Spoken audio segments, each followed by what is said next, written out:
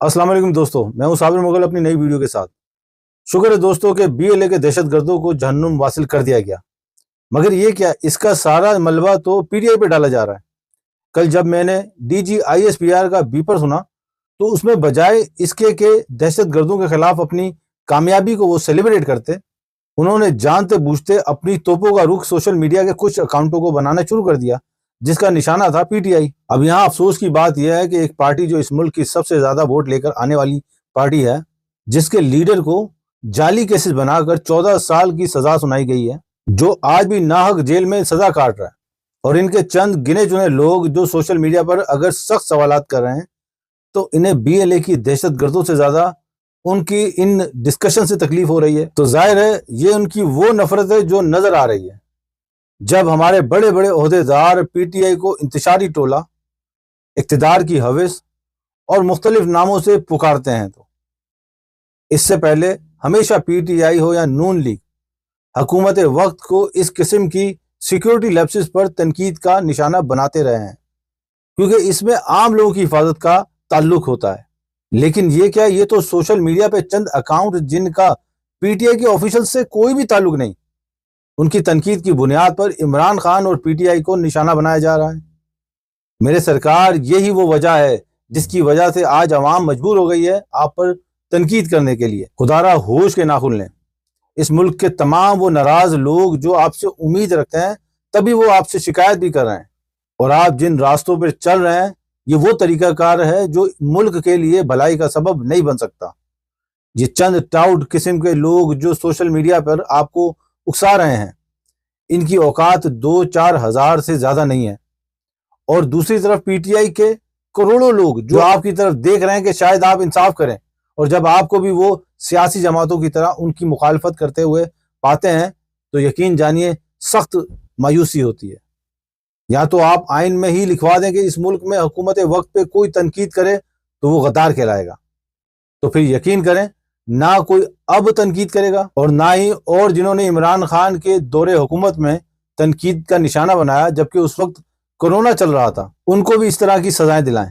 آپ نے تو بی ایل اے کے دہشت گردوں کو جہنم واصل کیا تھا، آپ کو تو اس پر خوشی منانی چاہیے تھی، کیونکہ آپ کے آپریشن کے دوران ایک بھی شخص شہید نہیں ہوا۔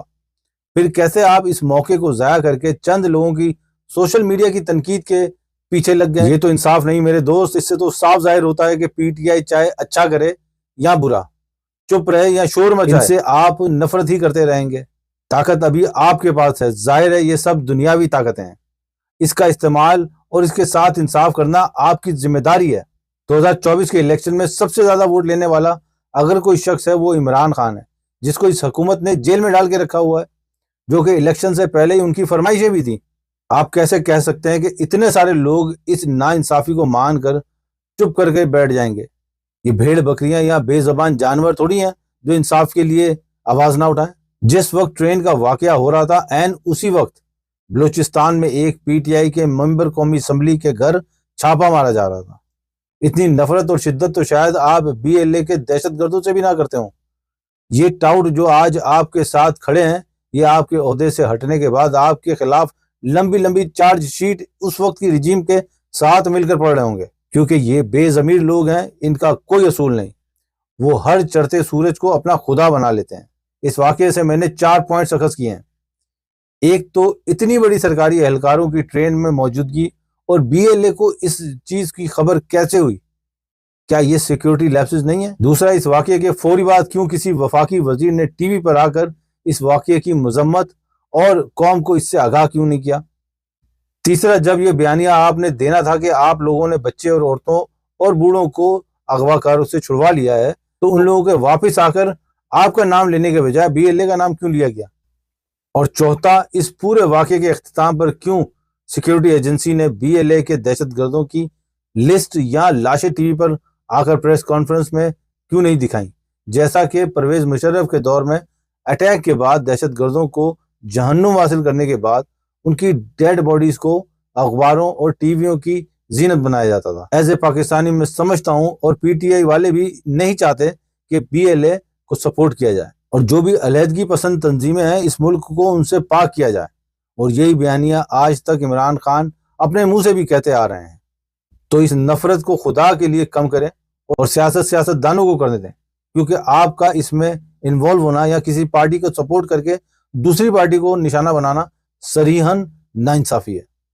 اپنا خیال رکھیے گا، انشاءاللہ پھر بات ہوگی۔ اللہ حافظ۔